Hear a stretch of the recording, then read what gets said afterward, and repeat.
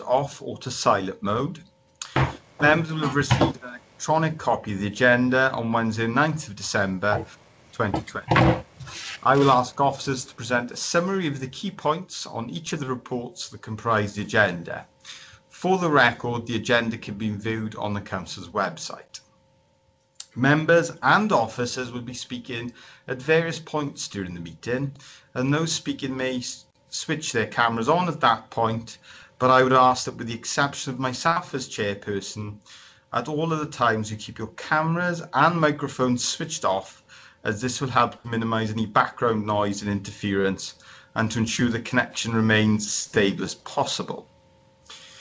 If any members and officers wish to raise a point or question, they should use the instant messaging icon in the bottom left of the Skype window and simply type speak, and I will come to you in the order that I receive requests. Please do not use your microphone until I invite you to do so. Officers from Democratic Services will be supporting the meeting and will be monitoring the use of microphones throughout the meeting, and when necessary will mute those not being used. Before we formally commence, I will now ask the officer from Democratic Services to announce the names of the councillors in attendance at this meeting. I will also ask the officers to introduce themselves as and when I invite them to speak during the course of the meeting. Officers too should ensure microphones and cameras are switched off when not in use. Mark, please. Good afternoon all. Good afternoon, Leader. Members in attendance today are Councillor Hugh David, Leader and Chair of Cabinet, Councillor Howell Williams, Deputy Leader and Member for Resources, and Cabinet members, Councillors Denisha Patel for Wellbeing and Future Generations, Councillor Nicole Burnett for Social Services and Early Help, Councillor Richard Young for Communities. I believe Councillor Smith is trying to get into the meeting but having problems with his IT. He is the Cabinet Member for Education and Regeneration. For the benefit of the recording all, my name is, Councillor Smith is here actually. My name is Mark Galvin. I'm Senior Democratic Services Officer Committees. I'll be taking the notes of proceedings here today, and I'll be accompanied as backup by Julie Ellams, who is the Democratic Services Officer, in case I have an IT failure. Thank you, Leader. Okay, thank you, Mark, and I'm most reassured that you have backup in the form of Julie. We'll now receive apologies for absence, and I don't think we have received any. I believe all members and members of the Corporate Management Board are present, Mark. Yes, no apologies today that I've received, Leader. Thank you. Okay, thank you, Mark. We will now receive declarations of interest. If any member or officer has an interest to declare in any matter on the agenda, please type speak into the meeting chat, and I will come to you in turn for you to announce your declaration of interest. Okay, so there are no declarations of interest. However, if it does occur to any member or officer during the meeting that there is an interest that they would like to declare at that point, then please do so. We'll now move on to the minutes of the meeting of the last meeting of Cabinet of the 17th of November. Can I have a mover and seconder for the minutes, please? Move. Happy to move. Oh, second. Okay, all agreed? Agreed. Thank you. The first report that we're receiving to Cabinet today is a report on the Social Services Representations and Complaints Annual Report 2019 to 20, and I will ask the Corporate Director for Social Services and Wellbeing to present this report. Claire, please. Thank you very much, Leader. My name for the purpose of the recording is Claire Marchant, Corporate Director of Social Services and Wellbeing. Thank you for the opportunity to present the annual complaints report for 2019-20 to Cabinet. The report sets out not only complaints but also compliments and comments regarding social services received in Bridgend in the last financial year.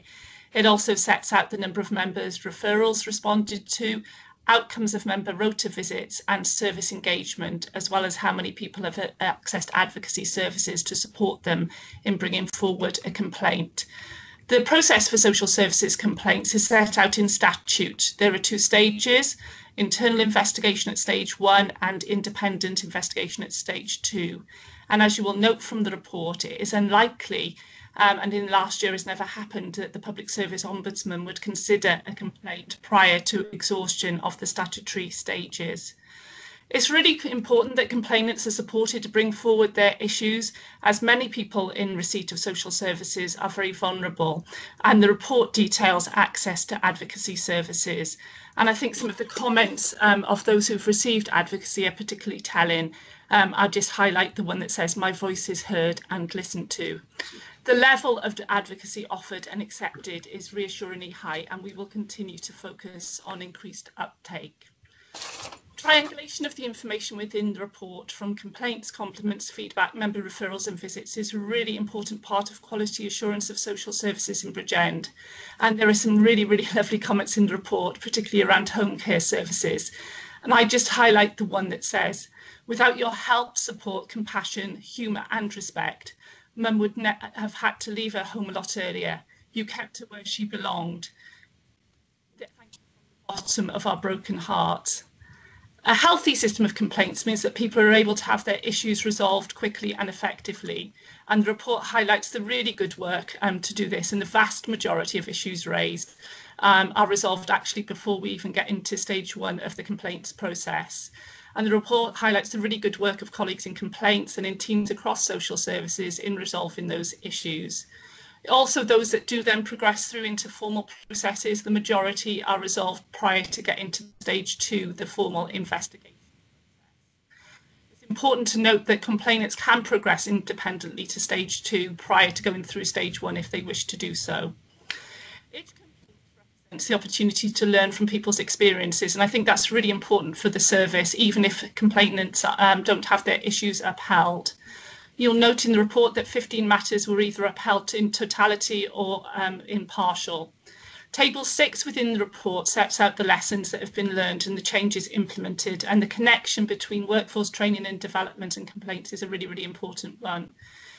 Really good communication, person-centred practice, which reflects the uniqueness of each individual circumstance, and clear policies, procedures and protocols is very evident in the lessons learned.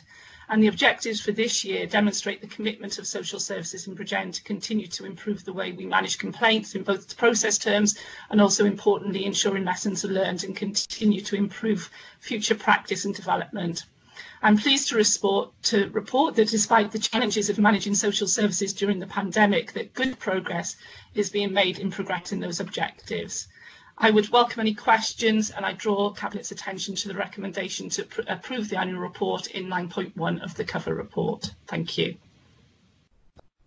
Okay, thank you for that, Claire. I will invite Councillor Burnett to speak, please. Thank you, Leader, and thank you, Claire, for the report, and to your teams as well. Nobody wants us to receive any complaints, and I'm really pleased that our systems seem to be working so that early resolution is nearly always the outcome, and that our teams are working hard to react to complaints that can come forward for so many different reasons. Communication can be, messages can be interpreted in different ways. People are going through stressful times in their lives, and I'm really glad to see that we are reacting to these, and I was delighted to read some of the positive comments that we've had through. I want to take this opportunity to thank our elected members as well for their part that they play in this. Member referrals are a very important, sometimes early indicator to problems. People can often very quickly go and seek the advice of their local member. And I just want to sort of remind our elected members how important it is that they have the various consent forms in place, so that a referral can be acted on quickly by our social care teams, so that we are not responsible for a delay in cases being considered. And I also want to thank those elected members that have taken time out to partake in rota visits, because that's a really important part, and hopefully we're not too far away from being able to restart them. So I'm happy to move the report, and thank you.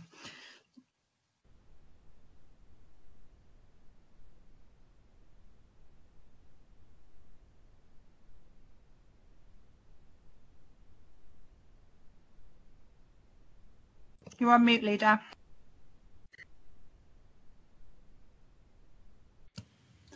Thanks for that, Councillor Burnett. When you're looking at two screens and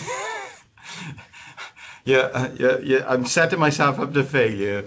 Apologies for that.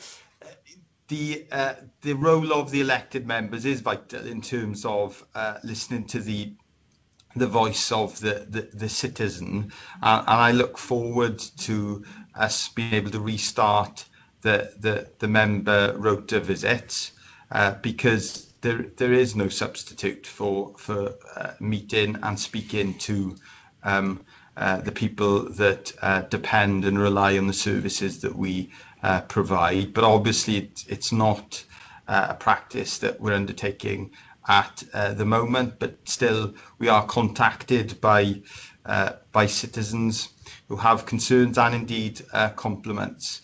And I was as heartened as the director and the cabinet member have been by the wonderful compliments that I've seen from family and friends that describe the support we offer to people in their hour of need often, and at the end of their lives, their families, members' lives. I wanted to ask, because this is about how we drive improvement in the system, is what we do about any complaints that we have. So I wanted to ask the director if we've been able to progress the development of a functionality on WCCIS to record and report on complaints. I noticed that initial work has begun on that, and also have we been able to increase take up of the e-learning module on complaints awareness raising, because we want to strengthen that culture of dealing with complaints as effectively as we can. And if there are complaints, we want to know about them. We want to hear about people's negative experiences and their positive experiences. Claire, please. Yeah, thank you very much, Leader, for both of those questions. And I think, as I tried to say in my introductory remarks, complaints and learning lessons from them is an essential part of our culture. Even if the complaints that people bring forward aren't upheld in that formal sense, the learning from listening to people's experiences, both the positive, which it mostly is, and the not so positive, is incredibly valuable in terms of driving our practice improvements. And you can see from those compliments, it's when we're really person-centred and recognise the individual circumstances of everybody, which are very, very different, often coming to us in social services at times of crisis in their lives, that really we achieve that magic which social services can really bring into really challenging situations. In terms of rollout of WCCIS, that's gone really well this year, despite all of the challenges that we've had. It's been a considerable piece of work for our colleagues in business support. That's been trialled and is going to be in full shadow form now from the new year. year. What that will enable is that team managers, particularly who will own this, will have dashboards. They'll be able to track complaints through. They will be able to see when they're looking at case management, whether there's been complaints in the past, to understand what the issues were, and to really improve the effectiveness of our engagements with individuals and families. So that has progressed very well. In terms of the rollout of the e-learning, we're working towards the beginning of the next financial year for that to be fully integrated into induction programmes, which I think is pretty critical, that for anybody coming new into Bridgend has got that sense of how we deal with complaints, why it's important to learn from all aspects of people's experience with us, right in their first 6 weeks in post. So we're on track again to look at that from the start of the new financial year. It's obviously been a challenging year for social services, trying to implement improvements as well as managing the pandemic, but good progress has been made on both. Thank you for that, Claire. That's reassuring, and it is a major achievement to make progress on areas like this, whilst we're still responding to a pandemic, and those challenges in responding to that pandemic have never been greater than they are now, actually. I can see that Councillor Patel did indicate that she wanted to speak, but has cancelled that request. So Councillor Burnett has moved the recommendations that we approve the annual report on social services representations and complaints procedures for 2019-20. Is everyone in agreement with that? Yeah. Okay. Thank you, colleagues. So we'll now move on to the first report today from the Corporate Director for Communities, and it is on our Gypsy and Traveller Accommodation Assessment 2020, and I will ask Janine to introduce the report, please. Janine. Thank you, Leader. Good afternoon, Cabinet. For the purposes of the recording, I'm Janine Nightingale and I'm the Corporate Director for Communities. So this is a report about the Gypsy Traveller Accommodation Assessment. And the purpose of the report is to outline the findings of this Traveller Accommodation Assessment, and it's shown as Appendix 1 to this report, and to seek authorisation today to submit this to the Welsh Minister for approval. Also, this will allow our local housing authority to fulfil its statutory duty, and it will also enable the statutory deposit LDP to progress to consultation as per the delivery agreement. Now, I have a number of colleagues on the call with me today. I've got John Parsons from Planning and Adam Provost, and also Joanne Ginn from Housing. So what I'm proposing to do is to take you through the report, some of the highlights, and if there are any detailed questions, I'm sure my colleagues will be able to assist me and to answer them. So let me just explain a bit of background to this assessment. So local housing authorities have a statutory duty to carry out these assessments of Gypsy and Traveller needs under the Housing Act of 2014, and they need to be carried out every 5 years. Now, our last Gypsy Traveller Accommodation Assessment was published in 2016. However, as we have a replacement LDP that covers the period 2018 to 2033, and we're consulting on this deposit plan next spring, Welsh Government have asked, could we bring our Gypsy and Traveller Accommodation Assessment forward to comply with our LDP delivery agreement. So this work began this time last year, in November 2019, on the assessment, and basically we wanted to understand the needs across the whole borough. So quite a lot of work was undertaken by housing and planning colleagues. They did lots of desktop research on plans and maps, lots of stakeholder engagement and consultation with members of the travellers community, and that was key really, to allow them to contribute fully and ensure that our well-being goal of a cohesive community was being adhered to. So we did 3 interviews with Gypsy and Traveller families on authorised sites in Bridgend. There was an interview with a travelling show person's family living in Porthcawl. There was a family living in a permanent home, and also one family that were living outside the borough but which had interests in the traveller community in Bridgend. But there are currently relatively low numbers, really, of gypsy and travellers residing in our borough, and all these interviews were conducted before the lockdown in March. So the revised assessment, what does it say?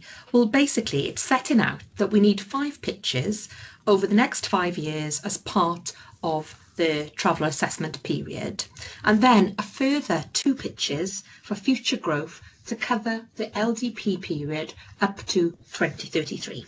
So 7 pitches overall. But this could be accommodated by a number of things, really. Intensification of the existing sites, and then identification of 2 new sites for future growth, and these will need to be shown in the deposit LDP. So the details of this and how we've worked with individual families is all set out in section 4 of the report, and it sets out how we looked at individual families' needs. And we're also doing currently quite a lot of work looking at council-owned land and appraising them and checking out, can we get some sites together which are pertinent to go into the LDP. So the one thing I did want to mention today is an update, really, because whilst our gypsy traveller assessment accommodation does say we need 7 pitches, and that's our intention, to take 7 pitches forward, one family have come back to us and has said that they really don't want assistance in finding a site. So really we've got demand for 6 sites, but nevertheless we're going ahead with providing 7 sites as set out in our LDP.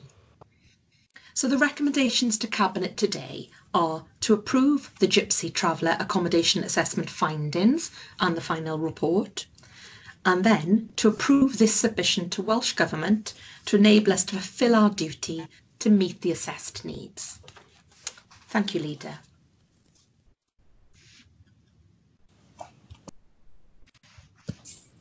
Thank you for that, Janine. I'll ask the Cabinet member to speak now, please. Councillor Patel. Thank you, Leader, and thank you, Janine.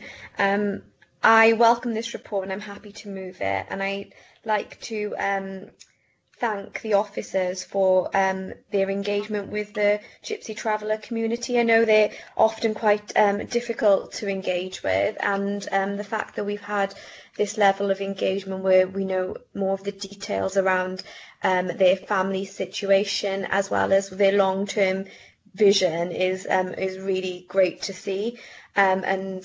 Yeah, so I think that probably wasn't an easy task, and it probably did take quite some time. So I'm really pleased to see that coming through in the report, and I'm happy to go with the recommendation of 7 sites over the LDP period. As you've said, you know, there's only 6 that we definitely know of, but I think having that kind of buffer space of 7 is a good way to go as well. So it's kind of being mindful of what could potentially happen, and you know, Bridgend in terms of demographics has increased in population over the years, and so I don't see why more Gypsy travellers wouldn't want to come and settle in Bridgend.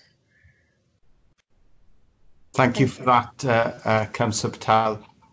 That's an important point. We do need to make sure that this assessment reflects as much as possible potential future needs and meeting those needs in the future, not just now. Councillor Young would like to come in. Councillor Young, please. Thank you, Leader. Yeah, it's just that I'd like to second the report, and I'd like to thank the officers for it. From a planning perspective, Leader, we would have to have reviewed this in 2021 anyway, so we're just bringing this slightly forward at the request of the Welsh Government, because we are reviewing the local development plan anyway.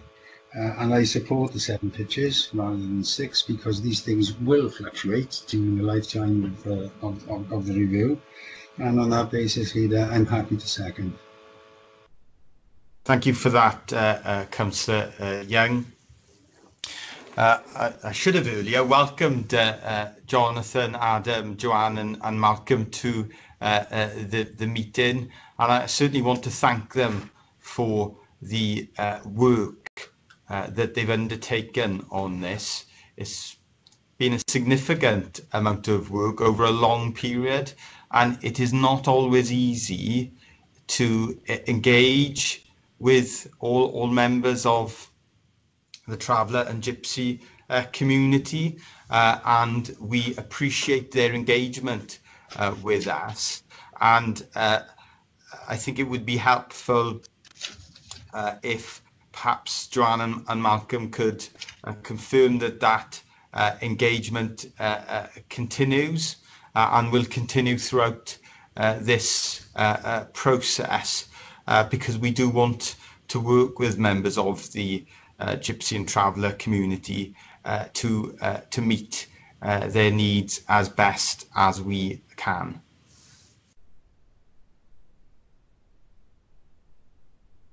So for the purpose of the recording, it's Joanne Ginn, the Housing Solutions Team Manager. So we are fortunate that we have brought all our in-depth housing assessments to a conclusion. The families noted in the report were amenable to engaging with us, and they've been very helpful in the information they have given to us, and we will look forward to working with them going forward when we have to review the need for the borough. Okay, thank you for that, Joanne, and I'm sure we will be receiving a report in the future, Janine, on how we can meet the needs that have been identified once that assessment has, of course, been assessed and approved by Welsh Government, which is the next important stage in this process. Yes, of course, Leader, not a problem. We'll bring that back. Okay, thank you very much, Janine, and thank you very much to the team for all your hard work on this. The recommendation has been moved and seconded. Is then everyone in agreement with the recommendations, please? Great. Okay, thank you, colleagues. We'll now move on to the second report from the Corporate Director for Communities on the proposals to consult on refreshed bylaws for Porthcawl Harbour, now known as Porthcawl Marina. So Janine, please. Thank you. Thank you, Leader. Well, I'm joined on this report by Ian Sherwood. He's with me to field questions should we need to on the report. So the purpose of this report, Leader and Cabinet, is to seek approval to undertake a process to revise the existing bylaws for Porthcawl Harbour. So these will reflect the current operations and activities that take place and improve the safety for all users. We then want to consult and advertise any new proposed bylaws under the provision of the Local Government Bylaw Act 2012. But what does this mean in short? Because some parts of the report are a little bit difficult to get through. So I'll try and summarise that for you. So as you're aware, BCBC have spent significant money on Porthcawl Harbour, and as of course we're calling it the Marina now. We've done lots of developments since 2013, complemented by a range of private investors as well. The Jennings building that's brought some restaurants and some live-work spaces. We've put a range of additional features into the marina, a tidal lock gate, pontoon system for up to 70 berths, and we've also had successful heritage lottery bids for the Lookout Tower and the Custom House. However, what we've got to recognise here is this is set against a backdrop of Porthcawl being the busiest inshore lifeboat station in Wales, and it launches into the front of that access to the marina. And we've also got a branch of the National Coast Watch Institute situated there as well. And both of these are dedicated, these charities, to water safety. The other thing, of course, is Porthcawl Marina is situated on the Bristol Channel, and it's famous for its very high tidal range and very strong currents, and it's hazardous to navigate, and it's known for that. And this harbour area also contains a stepped access area into the water to allow access for swimmers and non-motorised water sports. And that's a historic feature that's always been there, and it's very important to retain. So what is clear then is there are a number of safety issues now that need to be resolved in a relatively small area as you enter that marina. We need to ensure safe access to the water for the public, because it's adjacent to one of the busiest lifeboat station launching ramps, and it's also right next to the entrance to the marina itself. So the revised draft bylaws, which are set out in Appendix 1, are proposing to look at segregating these uses so that the public can safely access the water without being put at risk, and also preventing access to the water from areas that are probably deemed unsafe, such as off the dock walls into the water. So the recommendation today to Cabinet is to authorise us to undertake a consultation process and make new bylaws which reflect the current operations and activities taking place in the marina, and to note that a further report will be made to Cabinet once this process has been completed. Thank you, Leader. Thank you for that, Janine. That's a helpful overview of the proposal that we have today for the harbour area. I'm going to ask Councillor Smith to come in, please.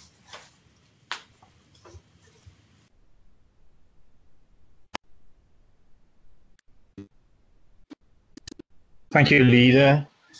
I welcome this report. It'll help to clarify things. My experience is that the general public often assume that bylaws exist when they don't, and this has come up in relation to Porthcawl Marina, Porthcawl Harbour. For example, I had an inquiry a little while ago asking why don't we do something about the jet skis that are buzzing about the harbour. They're breaking bylaws.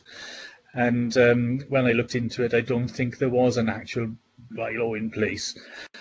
Anybody who knows Porthcawl at all knows that there is a tradition of jumping off the wall into the harbour. Only a percentage of people who do it actually survive, but it is something that needs looking at, and it needs regulation. So this report enables the council to consult on what bylaws are needed, and as I say, it'll provide a useful clarification and a useful focus. People will know where to go to actually get the actual information on actual bylaws. Thank you for that, Councillor Smith. It's important to emphasise that this is a proposal to consult on the bylaws. So we're not making a decision today on changing the bylaws. There will of course be public consultation, and we will look to engage very closely with key partners, particularly the RNLI, because this is primarily about keeping people safe in what is potentially a dangerous area, because you have the sea, and we all know how dangerous the sea is, but we also have large boats and other activities in a very busy environment, and it's vital that we make sure that that environment is as safe as it can be, and we will also want to and will engage with Porthcawl Town Council and with all local members in Porthcawl to make sure that the bylaws we have are fit for future years. The Cabinet Member for Education and Regeneration has moved the recommendations. Is everyone in agreement. Can I speak, Lead? I did put a message in the conversation. Apologies, I've missed that, Councillor. Of course, you can speak. I was just going to second the report, Leader. You've said most of what I was going to say, so mercifully, I think you reduced what I'm going to say. I too have heard the stories about jumping off the harbour wall. I don't know why anybody want to do that. Perhaps they think that jumping off the harbour wall close to a lifeboat station is probably the safest thing to do. However, I'd like to say that it takes some time to launch that lifeboat. So they may be into a nasty shock, because the Bristol Channel is indeed one of the most dangerous waterways in the whole of the UK. And so I welcome the report, and just to remind people that bylaws already exist. This is just to bring them up to date, to review them in actual fact. And so I welcome the report. But I have to say that they're required because there's a tremendous amount of investment that's going to go on into that area. And I think that people need to be aware that the danger doesn't only come from the sea at the moment. It's going to become a veritable building site possibly, which means that there are dangers on land as well. So I'm happy to second the report. Thank you. Okay, thank you for that, Councillor Young, and that reminder. And we need to keep reminding people how dangerous the sea is. And unfortunately, it is the busiest inshore life station in Wales, and it's busy for a reason. It's because people have to risk their lives, and I have to take the opportunity to thank the amazing volunteers that work at that volunteer at that life station, because when they're saving lives, they're risking their own lives to do that, and we want them to have to go out into the sea as infrequently as possible. And these bylaws are about that, keeping people safe, and we look forward to the engagement through the consultation process. So the recommendations have been moved and seconded. Is everyone in agreement? Yeah. Agreed, Leader. Okay, thank you all. So we'll now move on to the third report from the Corporate Director for Communities. We are keeping you very busy today. You are. On the introduction, the proposal for the introduction of a development viability model. So over to you, please, Janine. Thank you, Leader. Well, I'm just going to introduce this report, and then I'm going to hand over to John Parsons, my head of planning, to give you a rest from listening to me, actually. But he's the expert in this area, so I'm going to hand over to John. So let me just explain the purpose of the report, then I'll ask John to take over. So the purpose of the report then is to seek authorisation to implement a new schedule of charges for a development viability model. And the charges will cover the Council's administrative costs and will enable submission of viability evidence in support of candidate sites or planning applications. So I'm going to ask John now to come in to explain this proposal in more detail to you, what it involves and what the recommendations are today. John. Thank you, Janine. As Janine has just indicated, the DVM, or the Development Viability Model, is a piece of artistry, if you like, in planning terms, and it is a useful tool for establishing viability of sites. Certainly to be included in the local development plan, but also we can use it for planning applications and looking at other sites where possibly there's a gap in funding and where we need to apply for grant funding. That model will also be quite useful in those respects as well. It's developed regionally, and we are one of the 10 authorities in the region that are bringing this forward. So it's not just us.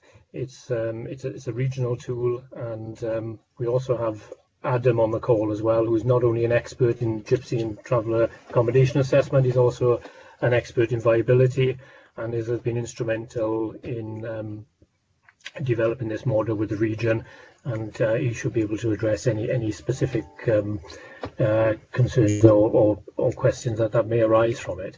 And why are we doing this? Well, it's a requirement to have any site that's considered for inclusion in the LDP. It's got to be viable. If it's not viable, it can't really be taken forward. So the days when we could put red lines around maps and include sites in development plans, I mean, they're over. Every site has to be developable, and it has to be developable when during the course of that plan. So it's quite important that we bring this model in. And also in terms of the planning consent, we are also being challenged by the development industry to ensure that sites are viable. The development industry may say that, well, these sites are not viable, and therefore we should scale back on those Section 106 contributions, which is something that we obviously do not wish to do. So the reason this is coming to Cabinet is because we're actually introducing a charging structure. It's a new charging structure. We don't have the charging structure in place to accommodate this model at the moment. It's already been through Development Control Committee. Development Control Committee wholeheartedly supported the proposal, and we've also undertaken a few trial runs since it's been endorsed at Development Control Committee, and it's proved to be reasonably successful. So the proposal is actually to introduce the series of charges which is included in the report. They're quite modest in terms of overall cost of development, and preparation of a planning application is a fraction of what it would cost you to bring a site forward. We think it's quite reasonable, and again, this is in line with regional colleagues. So the recommendation is for Cabinet to approve. Thank you, Leader. Okay, thank you for that, Jonathan, and thank you to the work that Adam has undertaken on this. He is another former employee of Cardiff Council that's seen the light and has come to Bridgend, the best local authority in Wales, and I'm pleased that we've got this proposal in front of us today. Councillor Young, please. Thank you, Leader. Happy to move the report. It's not a controversial report. I think even though we are introducing charges, you will see that they're modest, as Jonathan has said, and they're on a sliding scale depending on the size of the development as well. It's a very useful tool, not only for us, but for developers as well. They have looked at the sliding scale of charges. They seem to be very happy with them. This will be rolled out throughout the whole of the Cardiff capital region. It's being piloted in Bridgend, Leader, but it will eventually be adopted by all 10 authorities within the capital region, and on that basis I'm happy to move the report. It is a requirement laid upon us, and on that basis I don't think we've got any other choice, but I think it's a progressive report, and I'm happy to move it. Thank you for that, Councillor Young. Next I've got Councillor Patel, please. Thank you, Leader. Thank you, Jonathan, and Janine. I have just a question in relation to the fees. Coming from a valleys area, housing developments happen in smaller quantities. I don't think any development in the valleys at the moment would go past the first bullet point of fees. But I did wonder whether or not this would be a deterrent for developers in terms of development in those kind of less viable, or is what the phrase we've been hearing from RSLs, but in those areas that development is slower, and independent developers end up developing or building, just the one odd house here and there. And so I just wondered whether or not I appreciate it's a Cardiff Capital Region initiative, or it's in line with everyone, and that's fine, but I wonder what the thinking was around how we play out those areas that are prone to development against those that aren't, if that makes any sense. Yes, it does make sense. And it is something that we're constantly wrestling with, is that a different appetite for development across the county borough and across the region and across Wales. So I'll ask Janine or Jonathan if they could respond to the points that have been well made by Councillor Parr. Happy to come in, Leader. Happy to come in and respond to that. I think it's a very valid point. We are fully aware of viability issues in valley areas, as wider viability issues. But I think the model is that the fees for the model, they are quite modest, and it's not even the same as a planning application fee or a building regulation fee. It's quite sort of small in that respect. I don't anticipate it's going to put off developers building in the valley areas.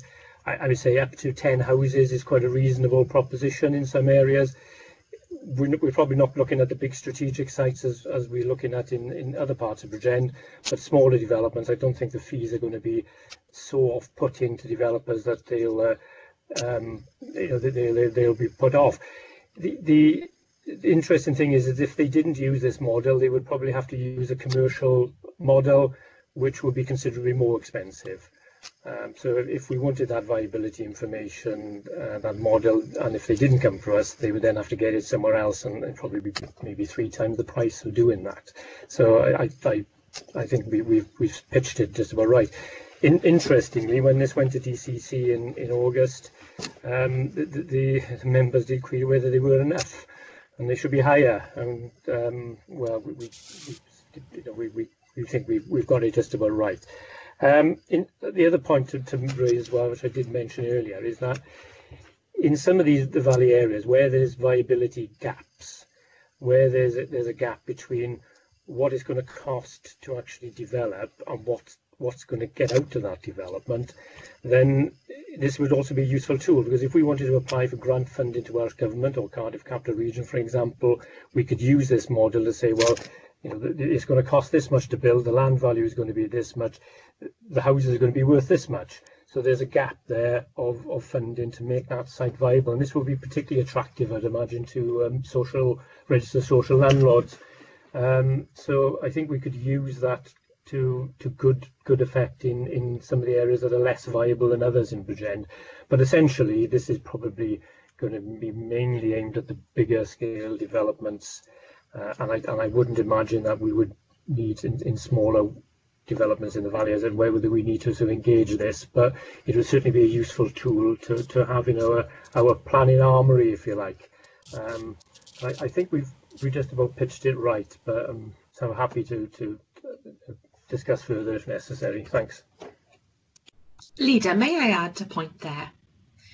Yeah, John makes a really good point there about viability of sites. I mean, one site in question that we'll all know about is the Awenny Road site up in Maesteg, where we had the Revlon factory, or Boodlepack, I think it was called, and Silent Channel, and that now we're trying to get a housing scheme onto that. But of course, it has a legacy of industrial use on that land and contamination, and it's incredibly difficult to regenerate that land because it's so expensive to do it. And this is where applying for grants to CCR, the capital region, has become invaluable, really. So what we're doing is we're applying for the housing grant to enable us to remediate that land in order we can bring schemes forward. So the point John has made about the viability model, it'll be able to identify areas where we can fill that viability gap. So yeah, it'll play an important part in that going forward as well. Thank you both. I am very reassured by what you've said. Thank you. I'm reassured as well, as very well explained by Jonathan. And of course, once we introduce this, we will of course review it, won't we, in due course? And if there is any sign that it is discouraging development where we want development, then we'll think again. But the message needs to go out loud and clear from today's cabinet meeting. And from every cabinet meeting, that we are very keen to hear from partners and developers that want to develop in our valleys communities. We're very ambitious. We're very excited about the realising the full potential of our valleys communities, and we will do what we can to support that development, as Janine has said, whether that's through the Brownfield site scheme for housing with Cardiff Capital Region, or whether it's through our social housing grant fund or other funding pots from Welsh Government. We are very keen to work with partners to revitalise and develop our valleys communities. So the Deputy Leader wants to come in, please. Yeah, thanks, Leader. And I certainly welcome this report, not only for the points that Jonathan made, and I was going to sort of make some of those points that this will help us to draw down some grant funding to enable some stalled sites.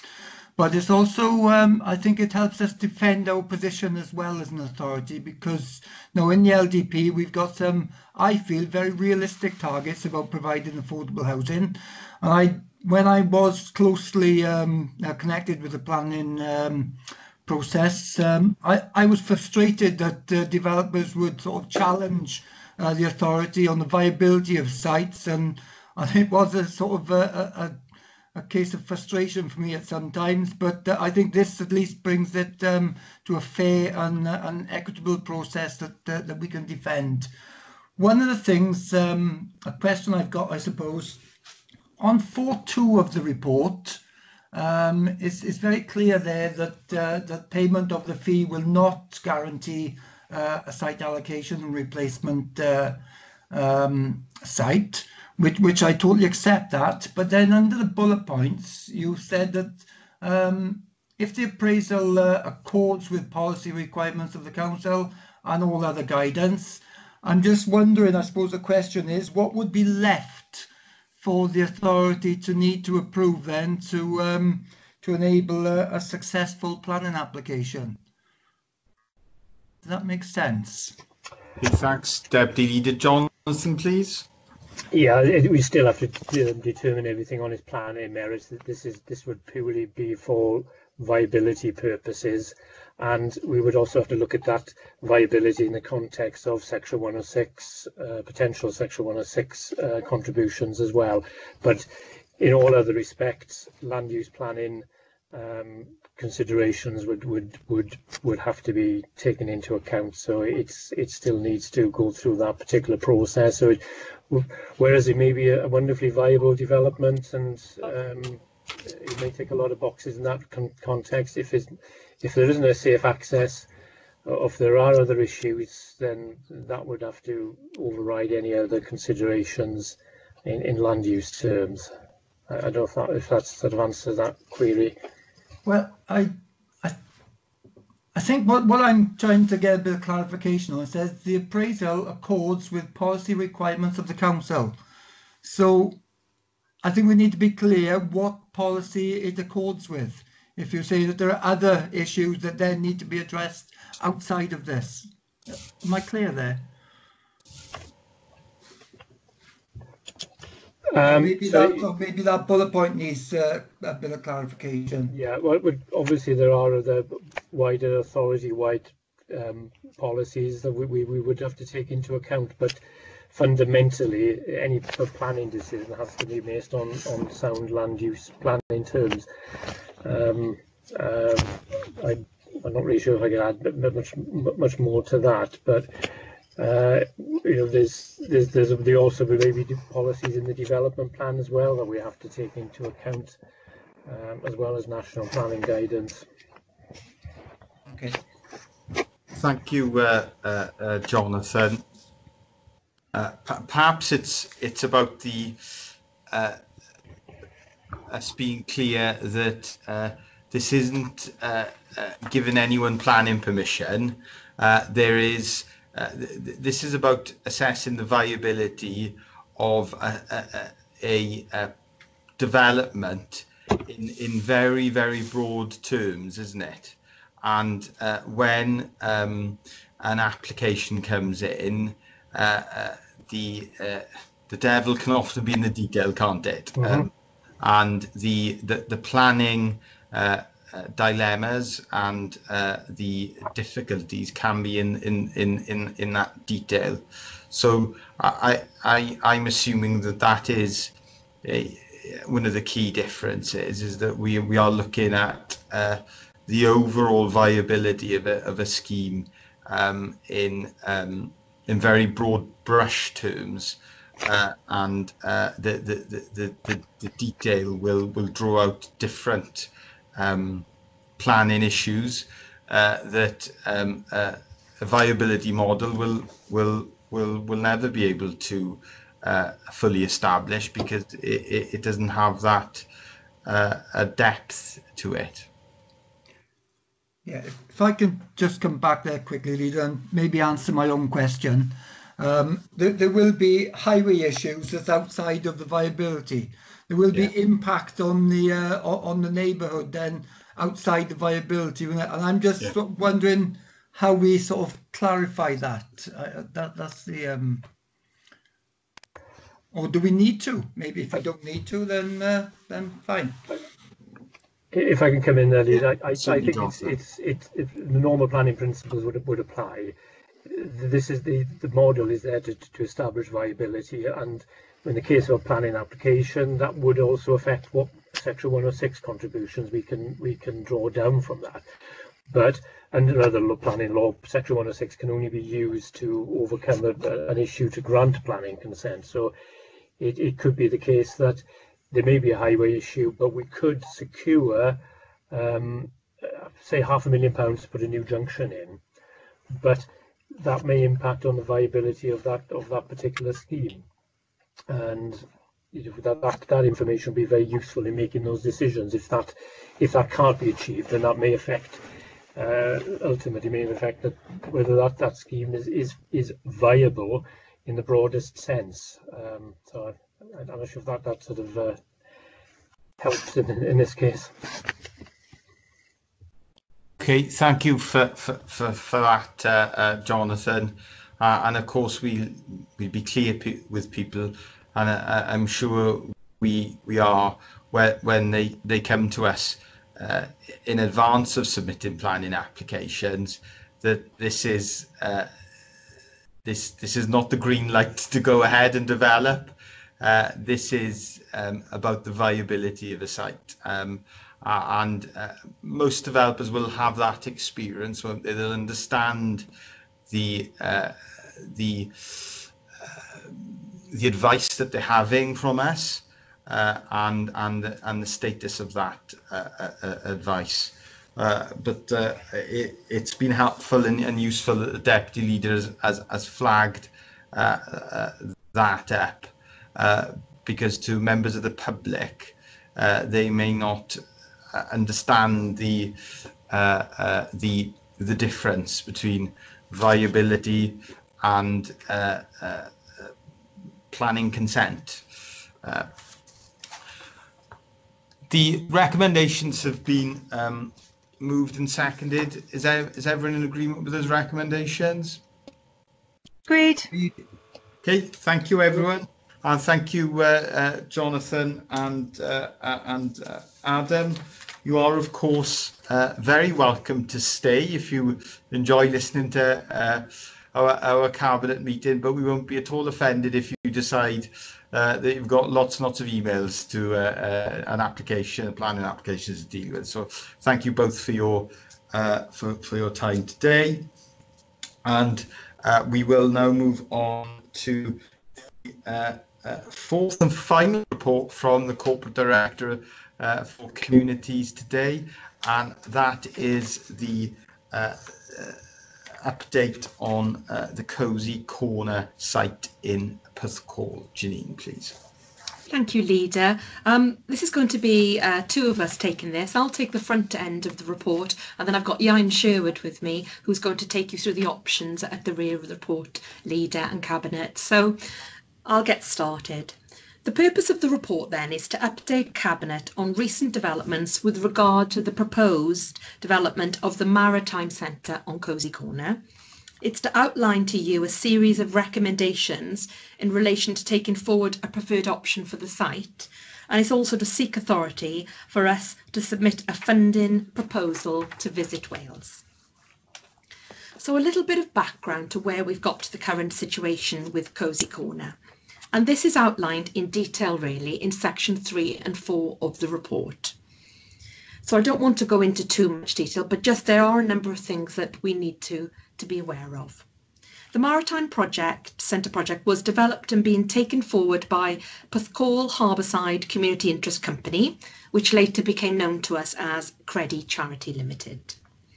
And section 3 and 4 of the report set out a chronology of events which ultimately led to a number of things. It led to contractors leaving the site, the Cozy Corner site, in February 2020, and in October, us having knowledge that Credi Charity Limited had filed for administration, and also we had notice from Welsh Government that they'd withdrawn their ERDF funding as well for the project.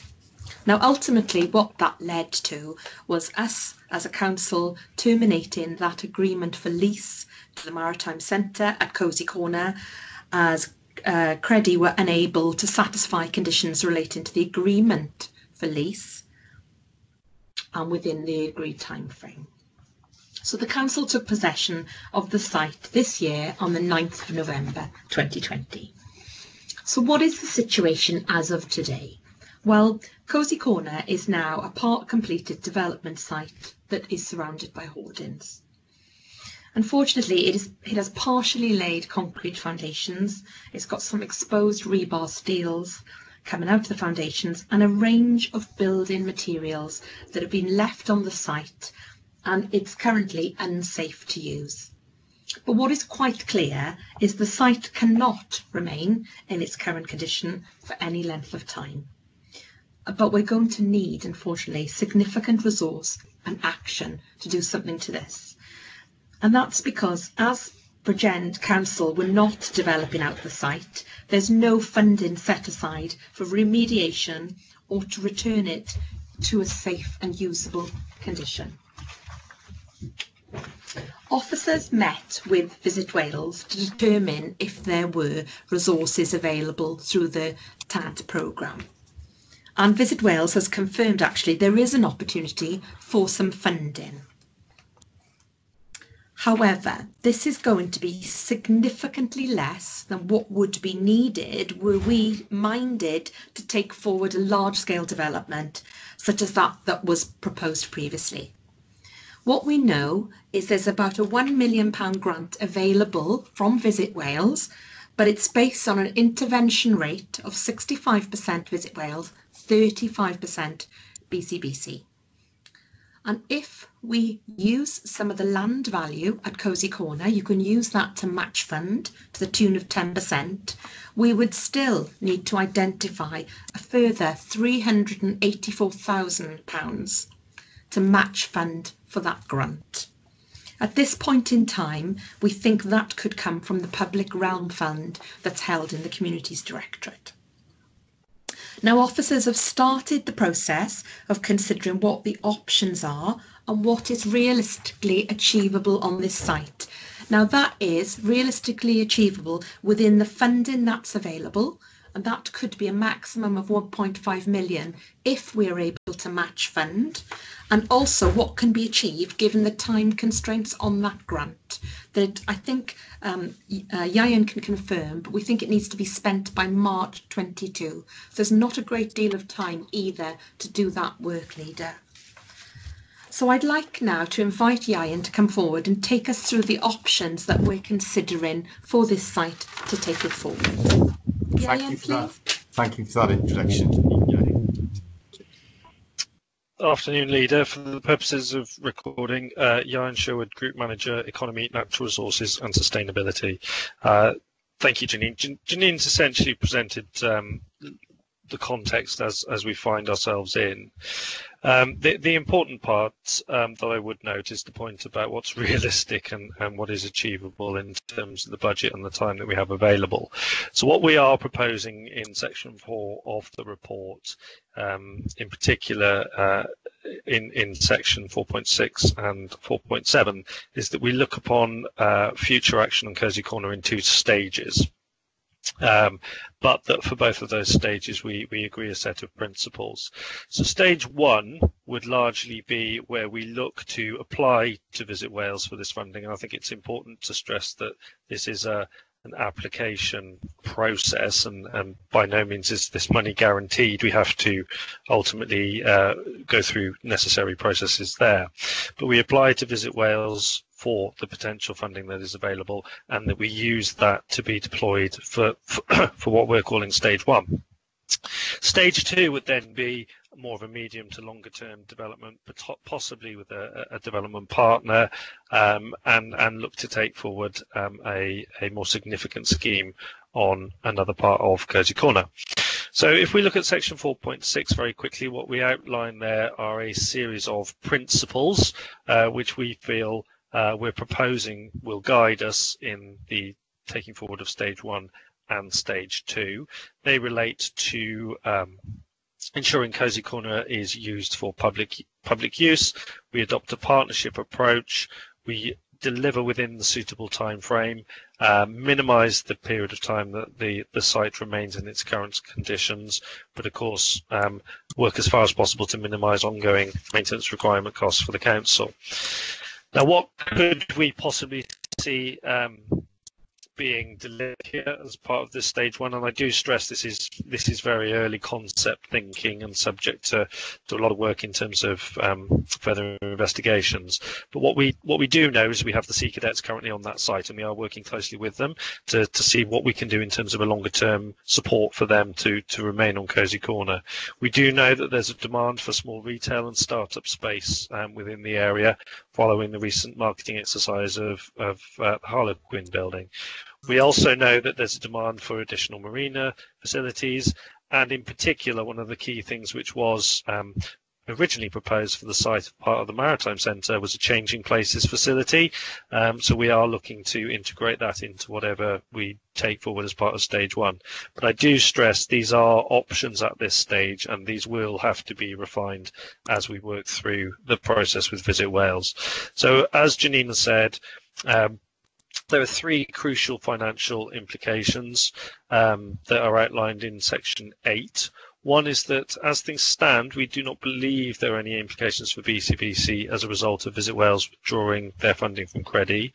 2 is that there have been and there will continue to be costs associated with health and safety. We're still doing some investigatory work in relation to that. And then the third are the figures that Janine has already outlined. So finally, to move to section 9 of the report and the recommendations, what you'll see there are 4 recommendations in total. The first being to note what has happened in relation to Cozy Corner and the action that officers have taken in what has been just over 5 weeks. To approve the principles that are set out in section 4.6 to guide us in terms of the future options for Cozy Corner, and to authorise Janine as Corporate Director to submit a funding proposal to Visit Wales to access possible resources, and then latterly for Cabinet to receive a further report basically setting out the full and final detail, and if agreed to possibly enter into a funding agreement with Visit Wales to take forward action on Cozy Corner. Thank you for that, Janine and Iain, and thank you for the work, the rapid work that you've had to undertake on this, Iain, in a short period of time. I'll ask Councillor Smith to speak, please.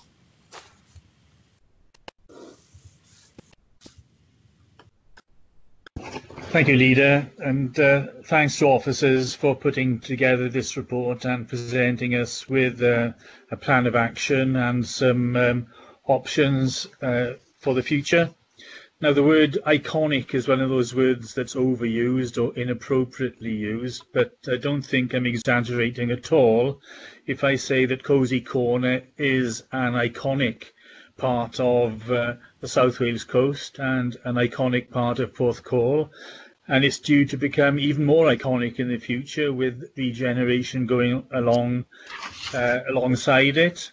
Cozy Corner forms the bend in the elbow between the Western Promenade and the Eastern Promenade, both of which will be key features of the new regeneration.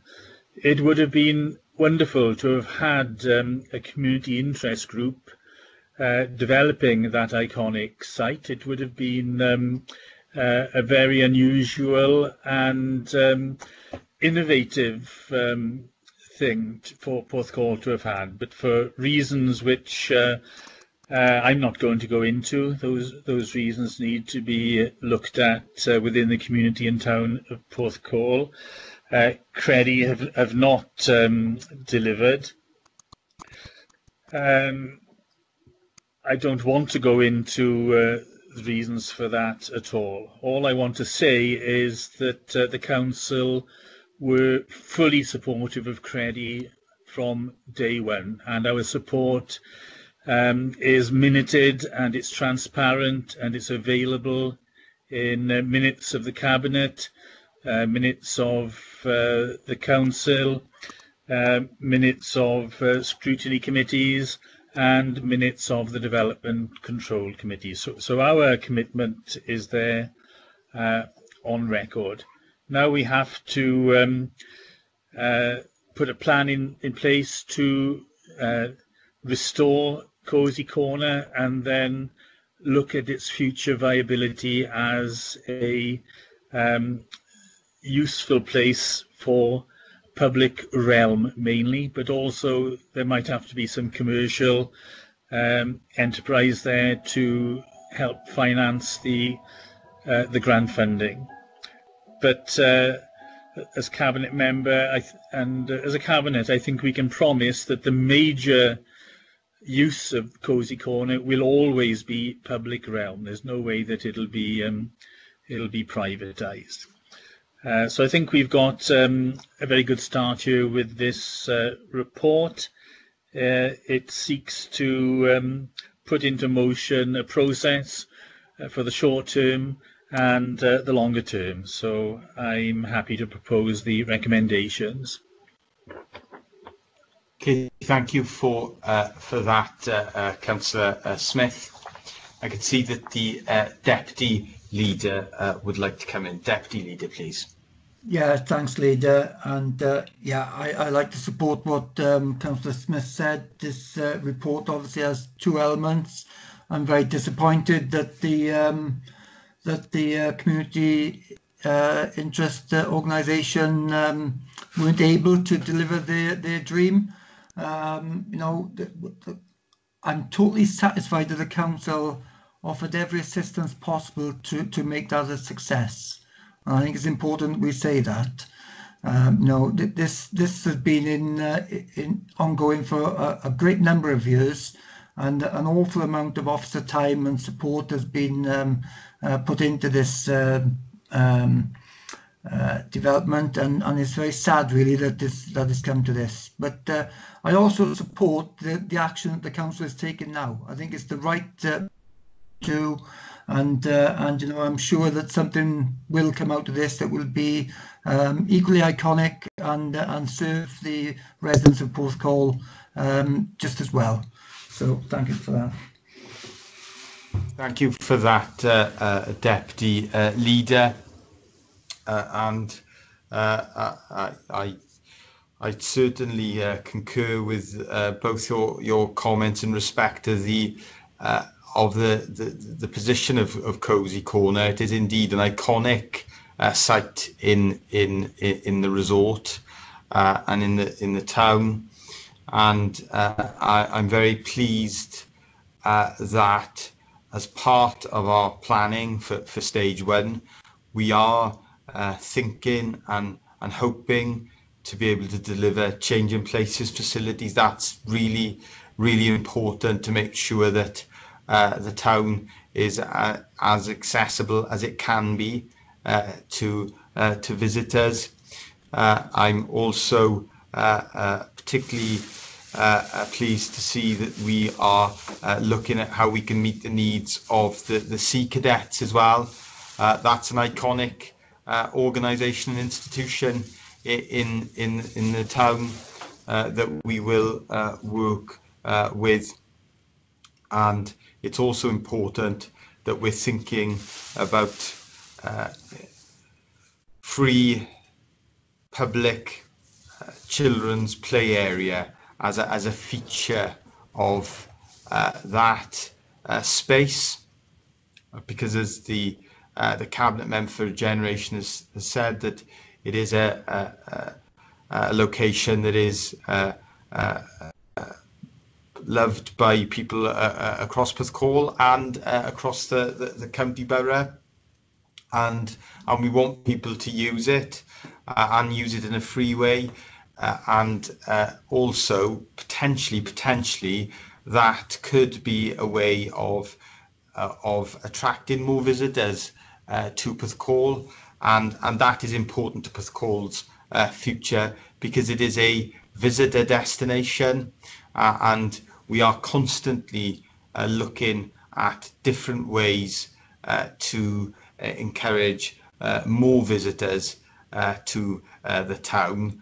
That is, of course, post COVID-19. So this aligns with our vision, and we do have that vision for Porthcawl of building on the success of the Water Sports Centre, building on the success of the redevelopment of the town beach, of our plans for the Eastern Promenade and the Harlequins building, and other important progress that we've made in Porthcawl. Is everyone in agreement with those recommendations that have been moved by the Cabinet Member and seconded by the Deputy Leader? Agreed, Leader. Agreed. Okay, thank you. Thank you very much, Janine and Ieuan, and I'm sure we will see Ieuan back in a future meeting when we're all hopeful that he will be reporting on the progress that we will be making, and we will make progress on the Cozy Corner site. We've got that supporting principle from Welsh Government through Visit Wales, and we will ensure that that progress is made. Okay, thank you, Janine, and we will now move on to the first report from the Interim Chief Officer, Finance, Performance and Change, and that is an update on our bids to Welsh Government for funding to support homeless people, and phase 2 of that funding. Jill, please. Okay, thank you, Leader. For the purposes of the recording, my name's Jill Lewis, Interim Chief Officer, Finance, Performance and Change. The purpose of the report in front of you this afternoon is to update Cabinet on our response to the Homelessness Phase 2 guidance. And I think Cabinet will recall, as part of our COVID response, all local authorities were expected to provide suitable temporary accommodation for anybody that was street homeless. And obviously you'll recall the early days of COVID back in March, where this was quite a challenge for us as a local authority, and indeed for all local authorities across Wales and wider. And the definition of suitable, which is why it became such a challenge, was that we had to provide not only en-suite accommodation, but wherever possible, access to a kitchen as well. So VCBC repurposed all our current temporary accommodation. We reduced numbers in floor space, secured bedrooms in hotels, as you will recall. We used Airbnb wherever possible, purchased our 4 homeless pods, provided furniture, microwaves, fridges, and indeed some takeaway meals where we weren't able to provide our residents with a proper kitchen facility. We also went on to provide 24-hour security for the hotels that we were using. The definition of vulnerable was then further extended, which meant that all homeless people were eligible for temporary accommodation. So that put further strain on the system, and we did get to some quite significant numbers, about 200 at any one time during the heavy COVID lockdown period. Throughout the period, we've had significant numbers. As I say, we've actually provided 587 households, obviously not all at the same time, but we've provided those with temporary accommodation. On the 3rd of June, again, I'm sure Cabinet will recall, the Welsh Government issued Phase 2 guidance, and that indicated that all temporary residents must be provided with permanent accommodation. And this was the aim, obviously, that nobody would return to being homeless. And whilst absolutely everybody was on the same page and agreed with this aim, it nevertheless presented us with again, a very big challenge in being able to accommodate that. To help that, Welsh Government provided some Phase 2 capital and revenue funding for projects, which was aimed at providing additional accommodation and support services. And we had a competitive funding process, and initially 20 million was set aside, and then that became a pot of 50 million, which is not insignificant. But we had to produce funding bids within a very, very short time scale, along with our partners, for both revenue and capital. The funding is only in place until the 31st of March 2021. And there's no current commitment for funding past that date. So we've currently got around 125 households in temporary accommodation. We submitted a funding bid along with our partners to the Welsh Government for 7 capital and 8 revenue projects, very much in partnership with the RSLs and other providers.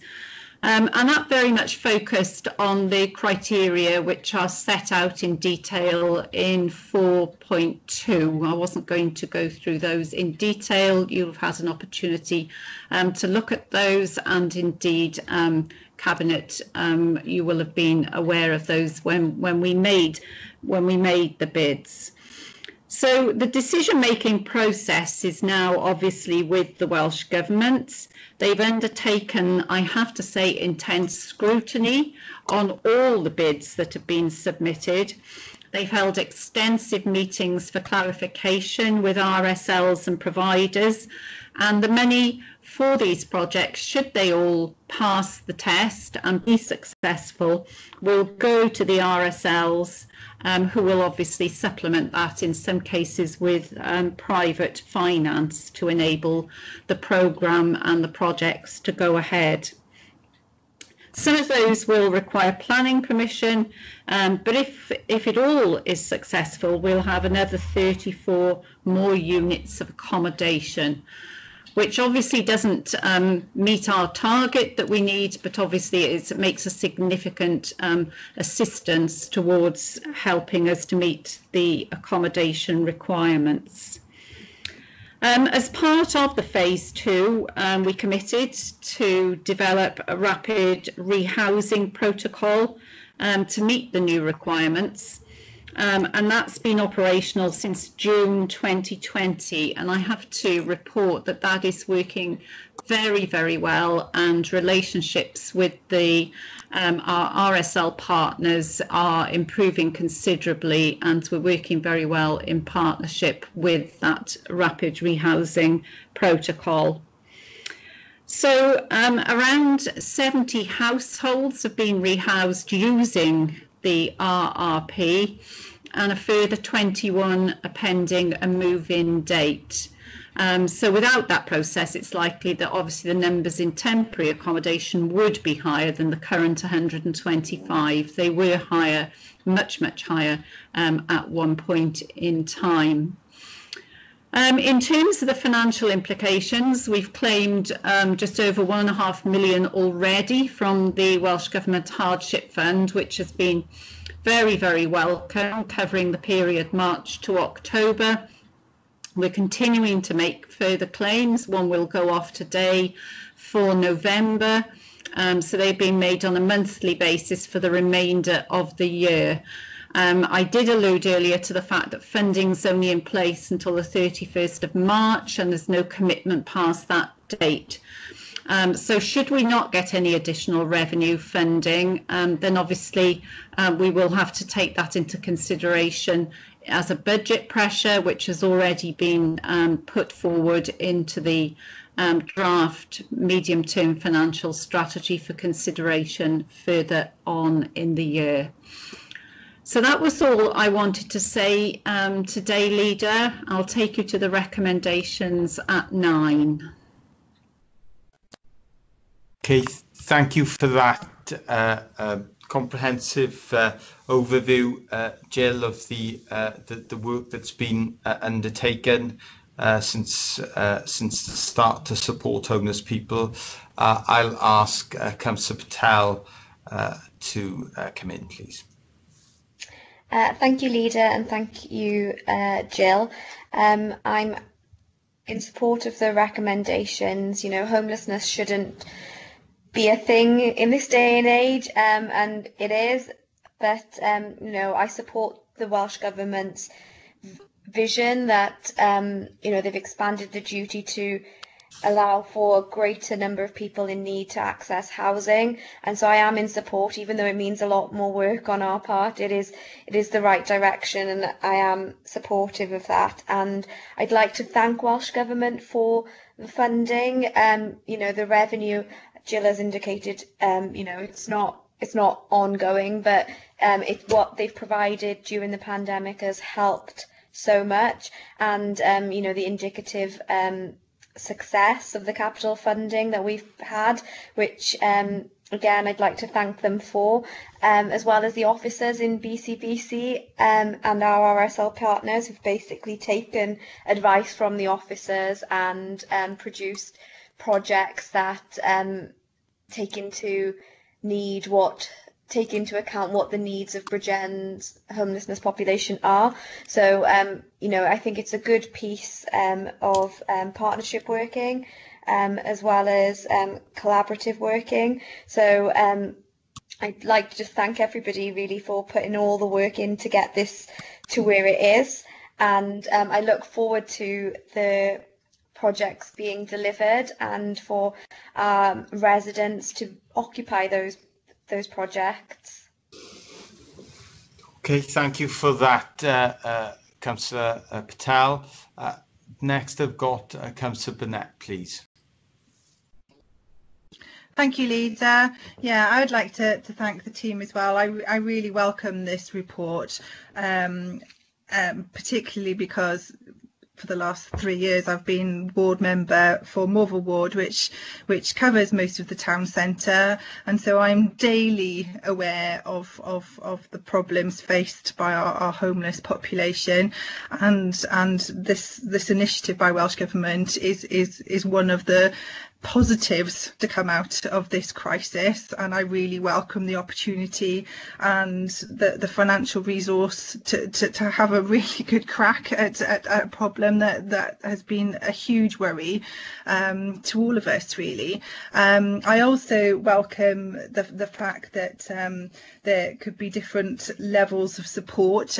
Housing's is often not the only support that our population, our vulnerable population, need. So I welcome the sort of commitment to enhancing support, particularly around substance abuse, so that we can ensure a smoother pathway and transition into I don't know, whatever normal is, but to give everybody a chance of achieving and not setting them up to fail when we do provide them with a home.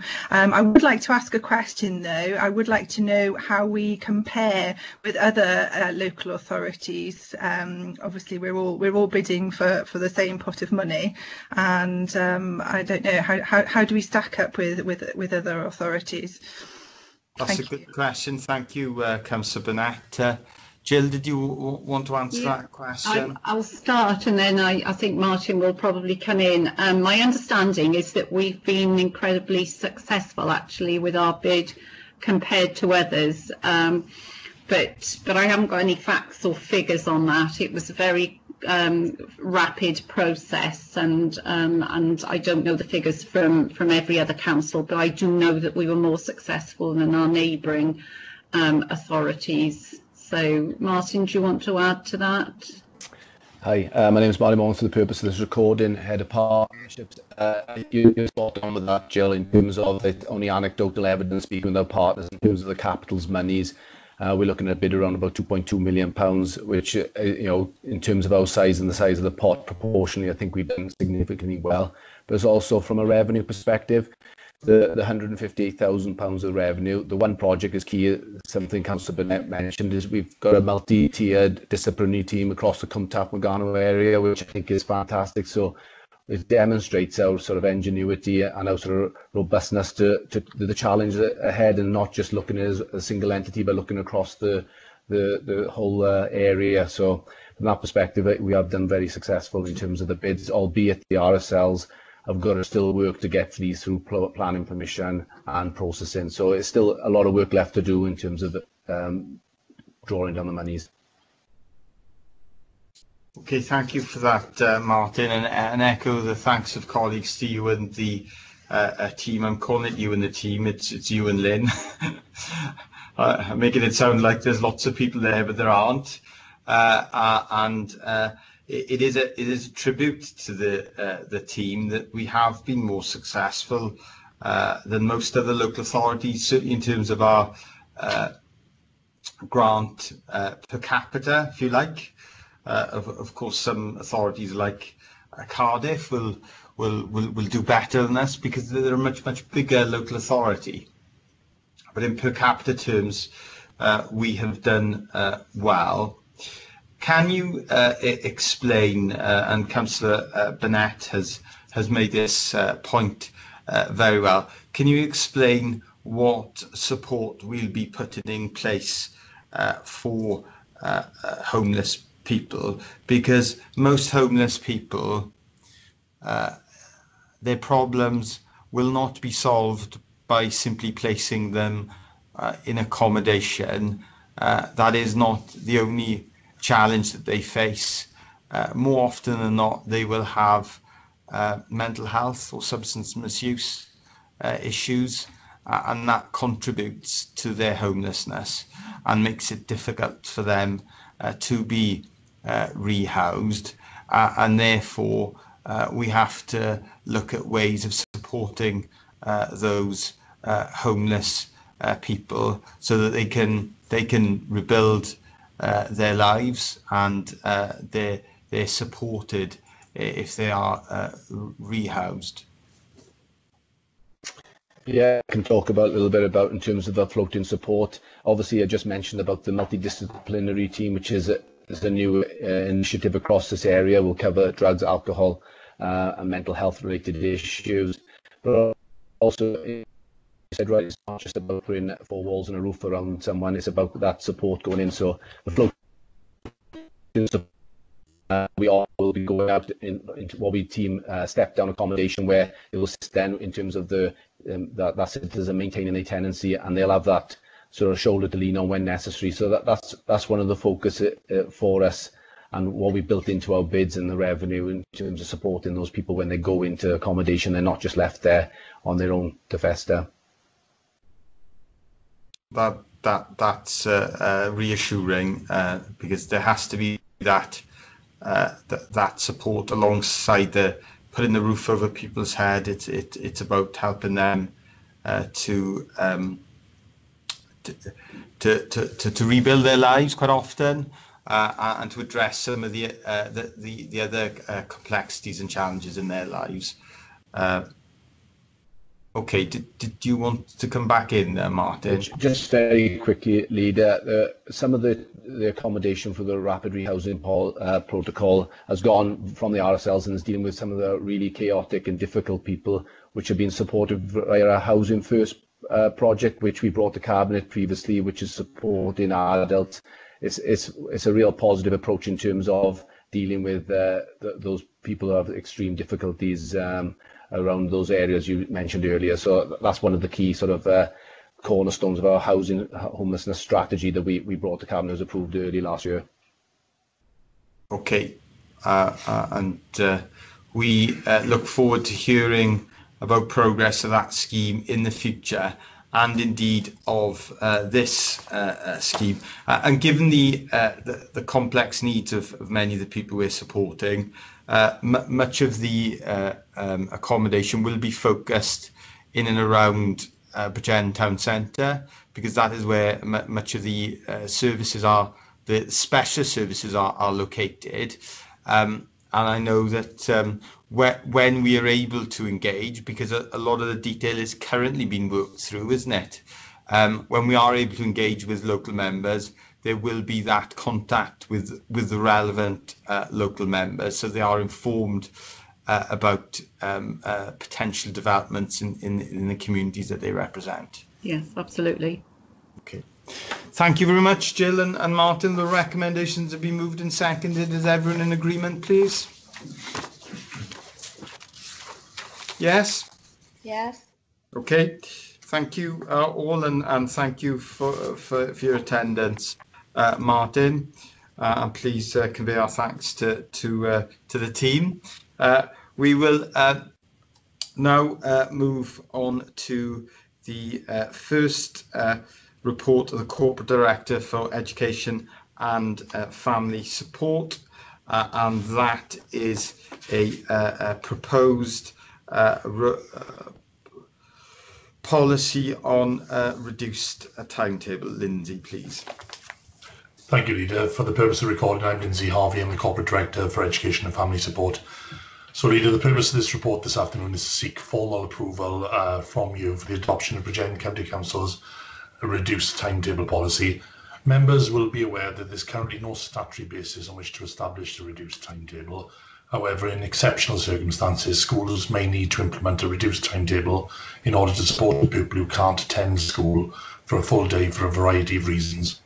Schools, pupil referral units and educational settings have a statutory duty to ensure all pupils on their roll receive a full-time educational entitlement and achieve good outcomes. In exceptional circumstances where a pupil requires a reduced timetable for a short period of time, a pastoral support plan, a PSP, must be in place. The PSP is a school-based intervention to help individual pupils to better manage their behaviour and to identify any support mechanisms which need to be put in place. As there is no statutory basis to establish a reduced timetable, it's important there's an element of consistency and equity for all pupils in schools, PRU and educational settings who, for one reason or another, may require a phased reintegration back into full-time education for a limited amount of time. Reduced timetables will be monitored by the Access to Education panel. This panel meets on a monthly basis, and this approach will ensure there's consistent, regular oversight of any pupil that's not accessing full-time education. So, Leader, in conclusion, I'd invite Cabinet to formally approve and adopt the reduced timetable policy. Thank you. Okay, thank you for that, Lindsay. Councillor Smith, please. I simply wish to propose that we support the recommendations, Leader. Okay, thank you for that, Councillor Smith. And just one quick question from me, Lindsay, around the monitoring of the impact of this policy on individuals with protected characteristics, please. Yes, thanks, Leader. As far as this policy is concerned, obviously it can affect any learner at any time, but we do monitor a range of pupils in particular that are particular recipients of this, and these would relate to particularly anxious non-attenders in school, pupils maybe with mental health issues, pupils with complex medical needs, pupils that are on a managed move, or pupils who are transitioning into special improvement. So this specialist provision. So these are monitored, and should you wish further information, we'd be more than happy to provide that to you. Thanks very much, Lindsay. Councillor Patel, you wanted to come in, please? Thanks, Leader. I am in overall support of having a plan, and the plan suggested in Appendix 2, or the policy, is fine with me. However, I would like you to reassure me on some things. So what the numbers, I know we don't currently have a formal policy in place, but we do have learners that are on reduced timetables, and I just wanted to know what those numbers were looking like, and also when a learner is on a reduced timetable,